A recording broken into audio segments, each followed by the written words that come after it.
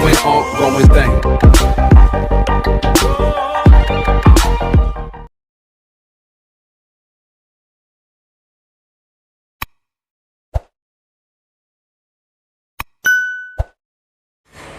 Hello friends, and welcome to another class of Daily English Classroom. In today's class, we are going to discuss the unit Care for the Morrow in 9th Standard English textbook. So, the name of the unit is Care for the Morrow. Morrow means tomorrow. So, caring for tomorrow, caring for the future generations is the theme of this unit. In the entry activity of this unit, you can see two pictures. The first one, in the left side, you can see a house or some kind of a factory, and how the nature is polluted by the smoke coming out from these factories. And also you can see the remains of some dead fish. And on the right side, you can see nature in its real beauty. You can see a beautiful tree with some singing birds in it and other creatures. So the nature with all its splendor can be seen on the right side.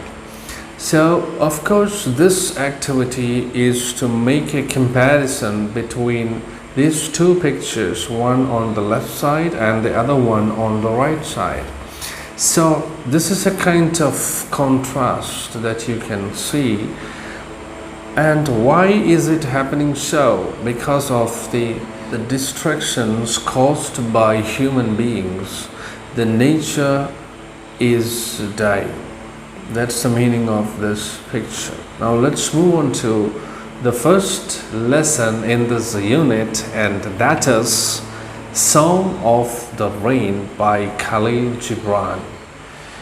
Before we start the poem, let's read something about Khalil Gibran. Khalil Gibran, born on January 6, 1883 and died on April 10, 1931, was a Lebanese-American artist, poet, writer, and philosopher. He was born in the town of Zari, north of modern-day Lebanon. As a young man, he immigrated with his family to the United States, where he studied art and began his literary career writing in both English and Arabic.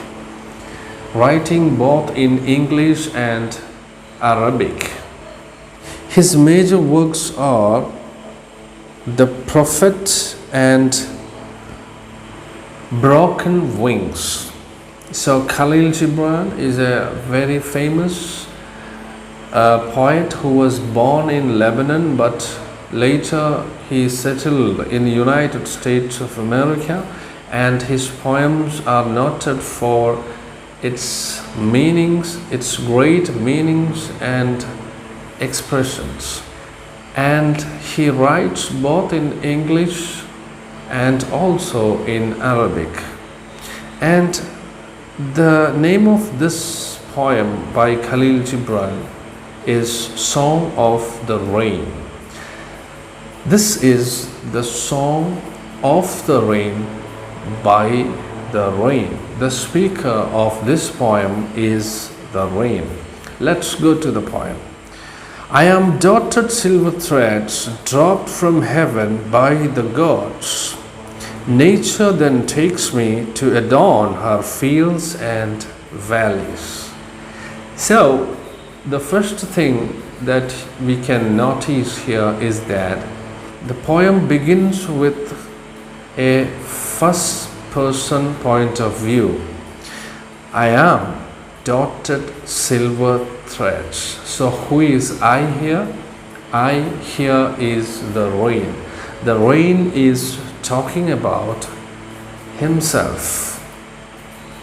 The rain says, I am the dotted silver threads dropped from heaven by the gods. So in this poem, the rain is the speaker. The rain is talking to us about rain or about itself.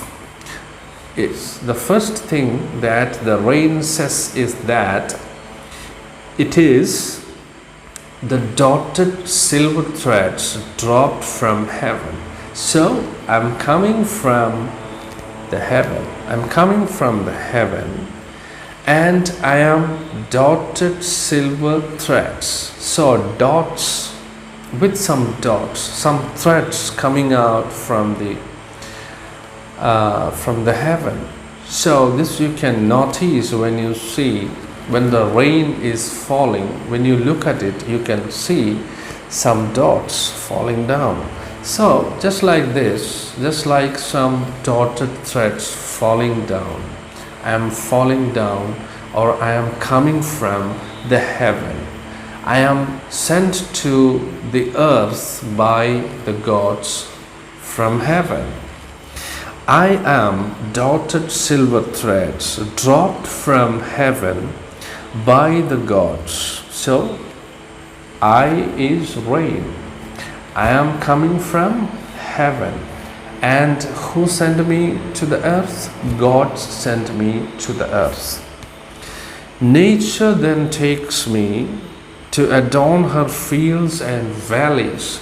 Adorn means to decorate, to make more beautiful. So who is sending the rain? The gods. And who is receiving the rain? The land or the nature.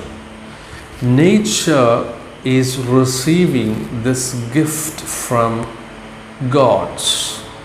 I am the gift of gods to nature. The nature receives me and uses me for making the earth more beautiful, and using me, using the rain or using the water that the nature receives, it creates some beautiful places on the earth, like fields, beautiful fields and valleys. I am dotted silver threads dropped from heaven by the gods. Nature then takes me to adorn her fields and valleys. I am coming from heaven, and God sent me to the earth, and the nature receives me and make the earth beautiful. This is the meaning of the first stanza. Then the rain continues, I am beautiful pearls plucked from the crown of Ishtar by the daughter of dawn to embellish the gardens. Again, you can see another word with the same meaning as adorn, and the word is embellish. Embellish means to make more beautiful. So the next thing that the rain says is that I am beautiful pearls. So pearls are some very precious stones. And what's the color of the pearl? White. So I am like the pearls, very precious, white in color, and I look like pearls. I am beautiful pearls plucked from the crown of Ishtar. Ishtar is a Babylonian goddess of love and war. So Ishtar is a symbol of love. So I am coming from the crown of Ishtar. That means the rain stands for love. The rain represents the love, and These pearls, the rain that looks like pearls, are in the imagination of the poet, the pearls from the goddess of love. That means the rain represents love and kindness. I am beautiful pearls plucked from the crown of Ishtar by the daughter of dawn to embellish the garden. So the dawn means early morning. So the daughters of dawn means the early sunlight or the morning light. They take me from the crown of Ishtar. So in the early morning, when you go outside, you can see the snow sitting there on the leaves and on the grass in the shape of pearls, And the poet means that the early morning, the dawn's early morning, if you go outside, you can see these beautiful pearls like water on the grass and on the field. So, pearls plucked from the crown of Ishtar by the daughters of dawn. And why did they take me? To embellish the gardens, to make the gardens more beautiful. Because the gardens, the plants, they require water for it to grow. So they are using me to make beautiful gardens. And I stands for love. When I cry, the hills laugh. When I humble myself, the flowers rejoice. When I bow, all things are elated. Again, the rain continues talking about itself. It's a kind of autobiography of the rain. It says, when I cry, the hills laugh. When I cry, I here means I here is the rain. When I cry, the hills laugh. Laugh means the hills are becoming happy when they get some rain. So when I cry, the hills laugh. So two opposite things are said here. One is crying, other one is laughing. So laughing stands for happiness and crying is the opposite. So when I am crying, the hills are happy, or I cry to make the hills happy. When I humble myself, the flowers rejoice. So there are different types of raining. Sometimes is light shower, sometimes there is heavy rain. So there are different types of raining. So the hills like heavy rains and the flowers like soft rain. So when I touch softly, the flowers are happy. Rejoice means to become happy. The flowers become happy when I humble myself. Humble, here it means a light shower. So the flowers and plants, they like light showers, not heavy rain. Because if there is heavy rain, the flowers and plants will be destroyed. But light shower, a light rain is good for flowers and plants. So when I humble myself, the flowers rejoice. When I bow, all things are elated. So when I am coming to earth, all things are elated. Elated means feeling extremely happy, and everyone is happy to receive me, that is rain. The field and the clouds are lovers, and between them I am a messenger of mercy. I quench the thirst of one, I cure the ailment of the other. In the next stanza, the poet is talking about two lovers. Who are the two lovers? One is cloud, other one is field. These two are lovers, the clouds and the fields. So they need someone in between for communication. A helper is needed for modern love relations. A person who is standing there helping both of the lovers. And here, who is the person helping the clouds and the field? It is the rain. And a person, a mediator. And what is the work of a mediator? He helps these lovers to become more close. He helps both the parties. He helps both the lovers. So here the rain is helping these two lovers. The two lovers are clouds and the field.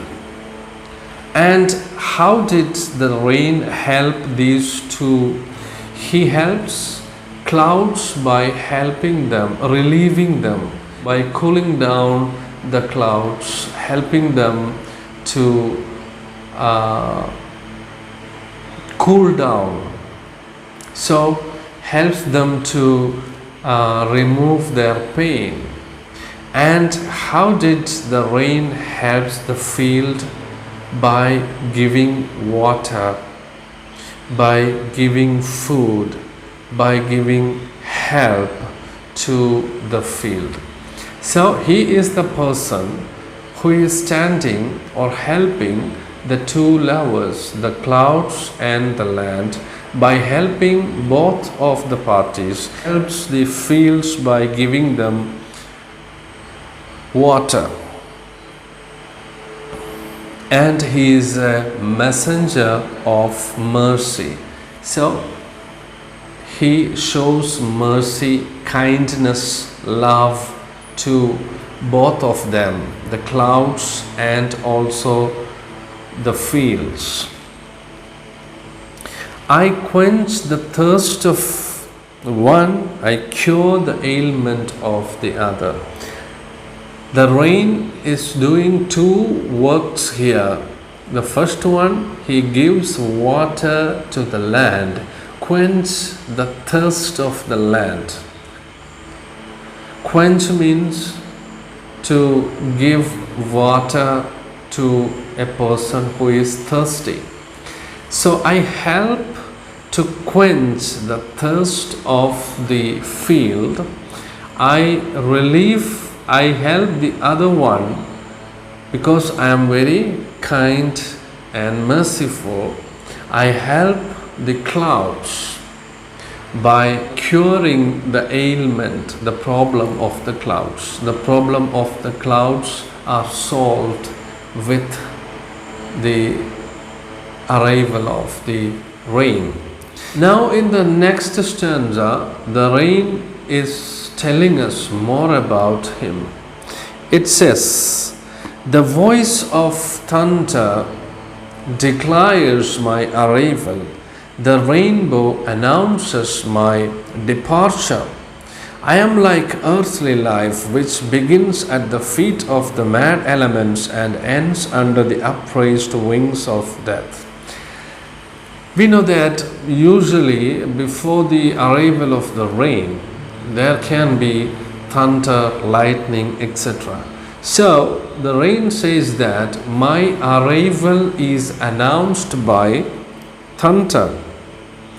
The voice of thunder declares my arrival. So in olden times there were heralds or messengers who go before an important person like a king or a queen, etc.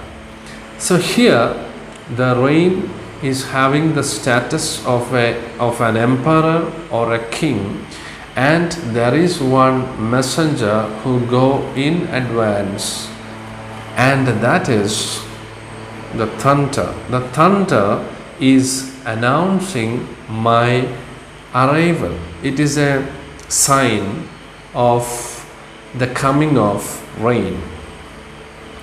And when it is over, there is also another sign, and that is rainbow. So two things you have to remember.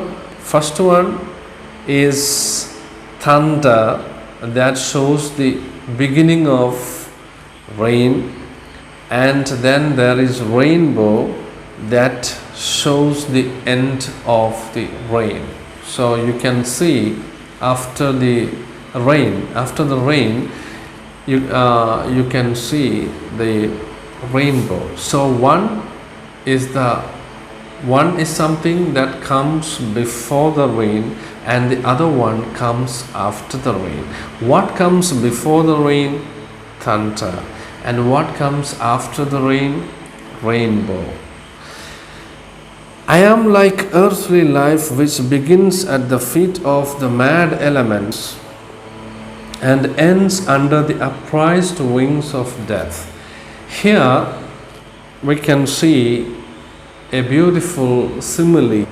I am like earthly life. The rain, says that it is like earthly life. We know that earthly life starts with the birth of a person, then slowly he will grow up, then he will be a young man or a young woman, and then slowly he or she becomes old and at the end dies. This is the usual way of the earthly life, the life on earth. The rain also follows the same pattern. The rain usually begins with a few drops of rain, then slowly it is becoming a shower, then it is becoming a heavy rain, and then there is the sudden end. So just like the life of a human being, it has got different stages of growth. I emerged from the heart of the sea, soar with the breeze. When I see a field in need, I descend and embrace the flowers and the trees a million little ways. I touch gently at the windows with my soft fingers, and my announcement is a welcome song. All can hear, but only the sensitive can understand. Here, the first one, he says that the rain emerges from the heart of the sea. This is a scientific principle that we all have learned, how the rain is formed. And we know that the rain, first it begins with the water in the ocean or sea getting hot and produces vapors, and these vapors reach the sky and then forms the clouds, and then it cools down and falls as rain. So here the poet is talking about the actual reason, the scientific reason for the rain. So he says that I am coming from the heart of the sea, from the middle of the sea, from the deep sea. I'm starting from there. Then I soar with the breeze, the next process of the rain, that it becomes vapors. So I am soaring. Soaring means flying. I am flying with the breeze.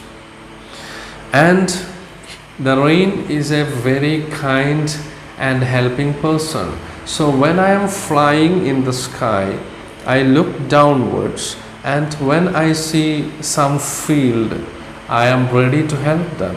When I see some lands without water or some dry lands, I help them by coming to that field and embracing them. So he is a very kind and helping person. The rain is a kind and helping person who showers his love and mercy to everyone.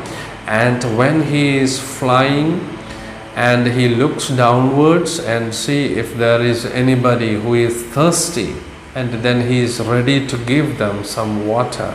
So he gives water to the dry fields and quench their thirst. I descend. Descent means come down. I descend and embrace the flowers and trees in a million little ways. In different ways I approach to them. I hug them, embrace them. I kiss the flowers and embrace the trees, helping them, giving them what they needed. Then in the next line, the poet gives a good example of personification. I touch gently at the window with my soft fingers. This line is very important. This is an example of personification. And you might be knowing what is a personification. Personification is a figure of speech in which an inanimate, lifeless thing is considered as having the qualities of a human being or a person.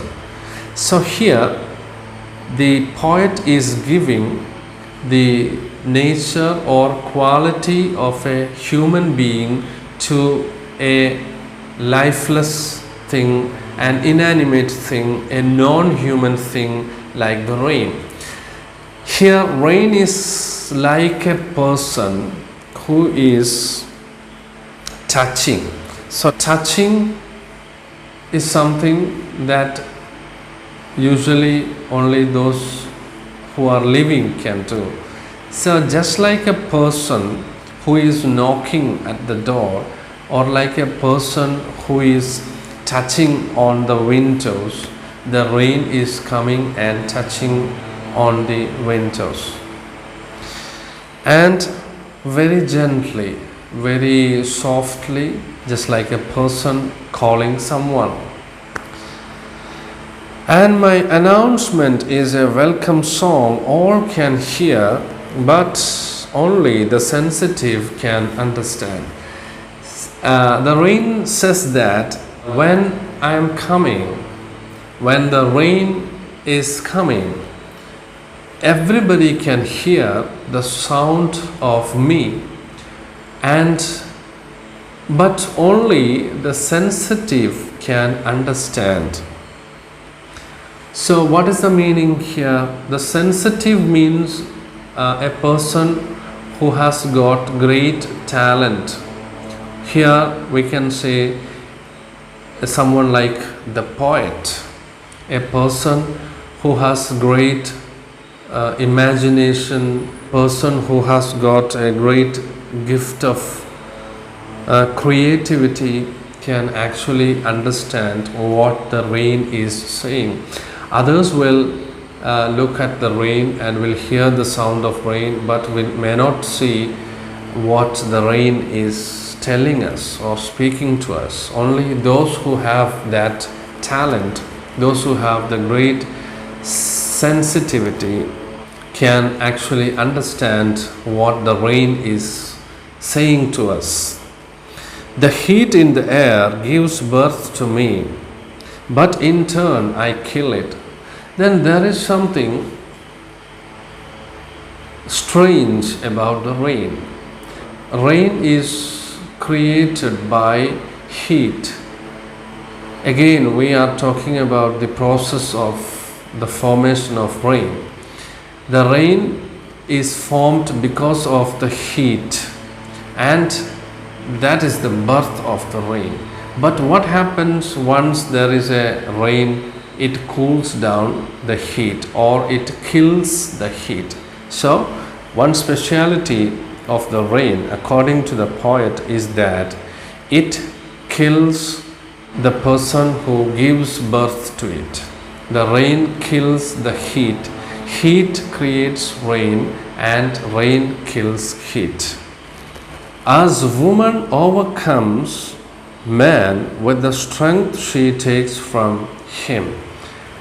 Here, the poet means that some nature of some woman.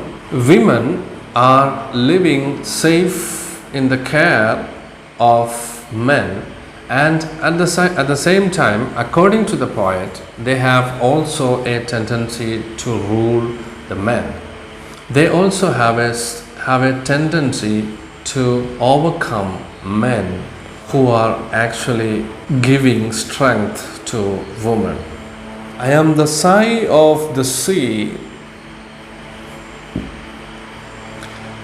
the laughter of the field, the tears of heaven. Here the poet uses three metaphors, and the rain says, I am sigh of the sea, the sigh of the sea, the feeling of the sea, and laughter of the field. The rain is the symbol of happiness of the field, and tears of heaven. I am like tears coming from heaven. So with love, sighs from the deep sea of affection,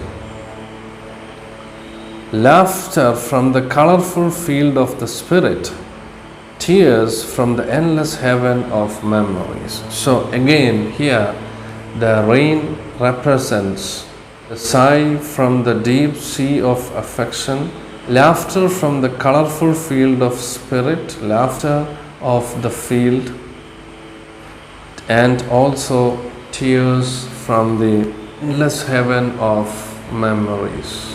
Rain becomes all these things according to the poet. So that's all about the poem. We will discuss the poetic devices used in the poem and other poetic crafts of the poem in the next class. Thanks for watching and have a nice day.